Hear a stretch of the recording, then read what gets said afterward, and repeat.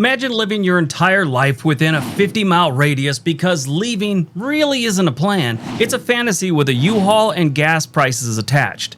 In these states, home can feel less like a choice and more like a family heirloom you inherited without reading the fine print. America loves to sell itself as a country where people pack up, chase opportunity, and reinvent themselves in new zip codes. But the numbers tell a different story. Domestic migration dropped to a 20-year low in 24 and 25, according to Pew Research's analysis of census population trends, even while the economy stayed volatile and housing costs kept rearranging people's lives. The census and Harvard research on young adults found that nearly 6 in 10 live within 10 miles of where they grew up, and 8 in 10 live within 100 miles of where they grew up. Even the possibility of higher wages somewhere else often doesn't get people to move. That's demographic inertia. For this list, we're using what I call the stickiness metrics, the percentage of current residents who were born in the same state. Let's take a look. Number 10, Indiana. Indiana calls itself the crossroads of America, which is funny because huge chunks of its people apparently reached the crossroads and said, nah, I'm gonna stay here. This is a state where people may move from Fort Wayne to Indianapolis or from a small town to the suburbs, but many never really leave Indiana's orbit. The glue here is a mix of family networks, affordable housing compared to the coasts, manufacturing routes, and a culture that doesn't always reward wandering off. They don't really encourage it like you might get in other states. For a lot of Hoosiers, moving out of state feels less like an opportunity and more like you're breaking the formation. In this state, the trap isn't always poverty. Sometimes it's practicality. If your parents are nearby, your cousins are nearby, your job is good enough, and your mortgage isn't trying to eat your spleen, leaving starts to look less like a thing to do and more like a luxury product you're not really into. Indiana's also another one of those states where kids out of high school at a higher percentage go to in-state schools. There's only one other state that beats them, and that's Wisconsin. Their stickiness metric, 66.4% of Indiana's residents were born in Indiana. Number 9, Minnesota. Minnesota has this strange magnet type of thing going on with their youths, or as Joe Pesci called them, Utes. What movie is that from? Let me know in the comments section. Anyway, Minnesota has decent schools, major employers, a strong state identity, and enough lakes to make you feel like you're personally required to own a kayak or a canoe. People stay because Minnesota actually works better than a lot of states on this list. And that's what makes it sticky. The Twin Cities give people a big metro option without forcing them to leave the state, while smaller towns keep families rooted for generations. You can move away from your hometown and still end up just 2 hours away for Thanksgiving. Now here's the really weird thing about Minnesota. It's a decent state. A lot of other states on this list, and just in the country in general, people don't leave because it's expensive. When you're barely getting by, working 9 to 5, got 2 side hustles, and you can barely pay your bills, you don't have the money to rent a U-Haul, get a new apartment. You're too busy just trying to maintain what you got now. I've been broke before, and when your normal thing is you've got $20 left in your checking account 2 days before you get paid, getting $3,000 or $4,000 to move to another state isn't an option. That being said, their stickiness metrics, 66.4% of their residents are born in Minnesota. Number 8, West Virginia. West Virginia is exactly the opposite of what I was just saying about Minnesota. They're broke. West Virginia is where demographic inertia becomes almost physical. Mountains don't just shape landscape, they shape the decision making. Communities are tight, families are deeply rooted, and leaving can feel like you're abandoning the people who survived the same hard times you did. Almost like you're leaving an army buddy behind on the battlefield. The Census and Harvard migration study specifically found that Appalachian communities had above average stay rates, even across income levels. Now that matters because West Virginia isn't just people like to be here. It's geography, economy, kinship, and limited upward mobility all working together like a rusty machine that still somehow starts every single morning. There's a lot of reasons people stay here, and for this, it's going to be the poverty and it's going to be the family. There are very tight-knit communities here, and I'm not just talking up in the hollers. The cities, Morgantown, Charleston, Huntington, they've had families in these towns for hundreds of years. Type of place where you go play football against them, it's like half the team has the same last name. Yeah, we've all seen those before. For me, it was Carson High back in the 80s when we played football against them. It's like there's a big Samoan community there. It's like every single one of the offensive linemen had the same last name. West Virginia's stickiness metrics is 66.5% of their residents were born in West Virginia.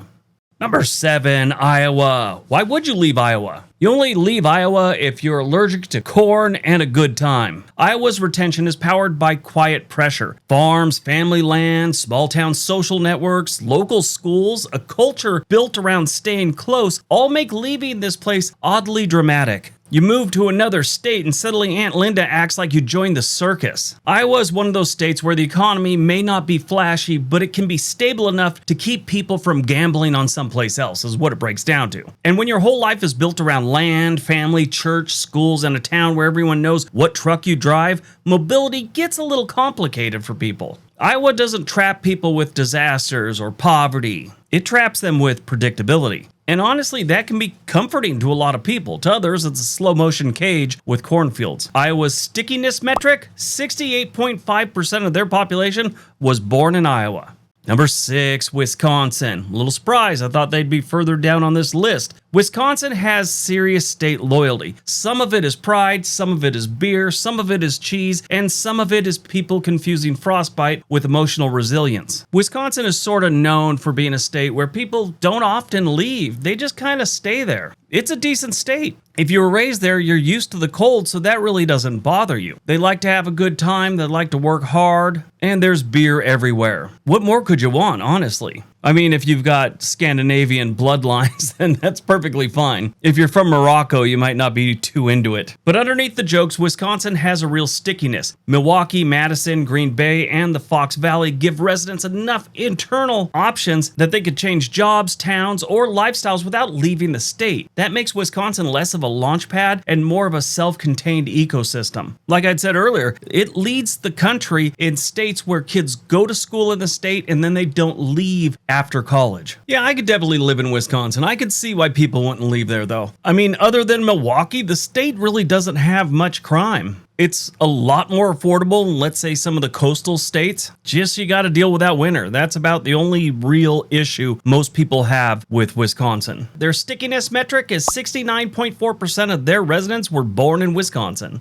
Number 5, Pennsylvania. Pennsylvania is one of the stickiest states because it has old roots and a lot of internal variety. You could be from Philly, Pittsburgh, coal country, Amish country, the Poconos, Erie, or some town where the high school football field is treated like a Vatican property. Yeah, they're another state that gets serious about their football. Pennsylvania has enough big metros to keep people from fleeing, but enough old industrial towns to keep people locked into family networks and inherited routines. This is a place where it's got a serious amount of grandpa worked at that mill, dad worked at that plant, and the grandson now is trying to decide whether moving to North Carolina counts as betrayal. It's that type of thing. That's the Pennsylvania trap. It's not one culture, it's a pile of many cultures with basements, row houses, old Union memories, and family obligations that run deeper than potholes. Their stickiness metric is 69.6% of their residents were born in Pennsylvania. The stickiness metrics, 69.6% of the residents were born in Pennsylvania.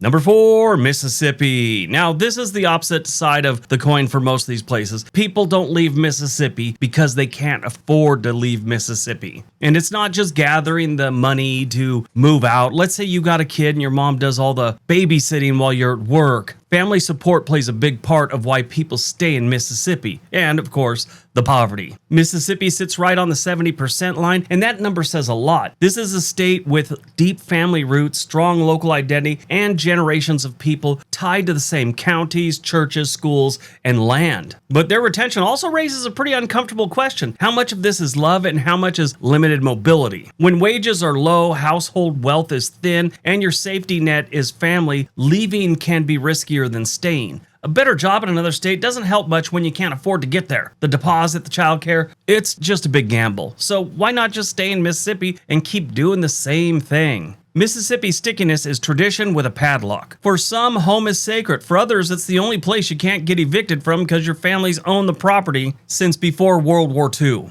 The stickiness metric is 70% of Mississippi's residents were born there.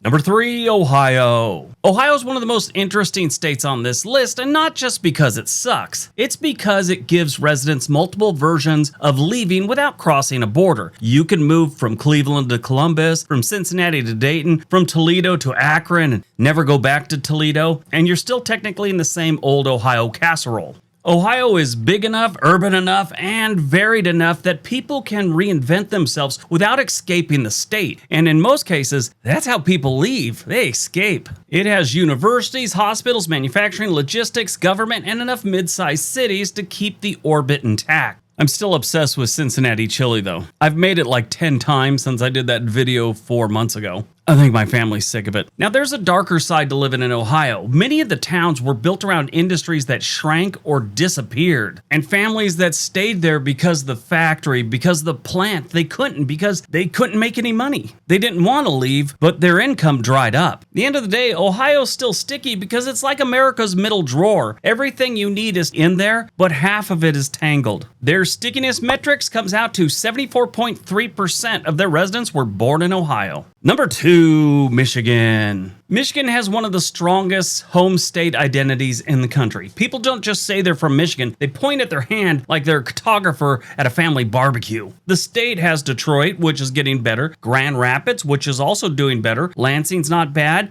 Ann Arbor's great, Flint, we'll forget about Flint for a minute. Kalamazoo, the Lakes, the Upper Peninsula, and enough internal identity to make leaving feel optional. Like Ohio, Michigan allows people to move around without fully breaking away from the state. But Michigan's retention is also tied to its industrial legacy, just like Ohio. Auto jobs, union history, family homes, and communities built around factories that created deep roots. When those industries stumbled, many of the people didn't leave. They stayed in a place where the old economy faded, but the family map remained. I've never lived in Michigan, but I used to play hockey with a guy, and one time he mentioned that he couldn't wait to get back to Michigan. I said, why? You're living in Southern California. He's like, Michigan gets in your blood, and you can't get away from it too long. That always stuck with me. I thought that was interesting. Never thought of it as a place, especially back when I was in my 20s, that, people would want to stay in. But they do.